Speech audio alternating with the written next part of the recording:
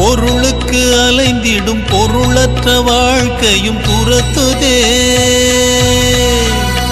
உன்னருள் அருள் அருள் என்று அலைகின்ற மனம் இன்று பிதற்றுதே. அருள் நிறையும் அருணையே ரமணன் என்னும் கருணையே, உன் திருக்கரம் என்னை அரவணை துணதருள் பெற பிக்ஷை பாத்திரம் ஏந்தி வந்தேன். ஐயனே என் ஐயனே, நான் ஒரு பிக்ஷை பாத்திரம் ஏந்தி வந்தேன்.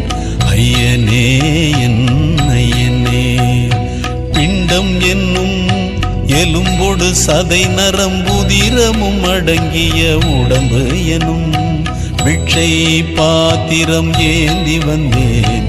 ஐயனே என் ஐயனே, நான் ஒரு பிக்ஷை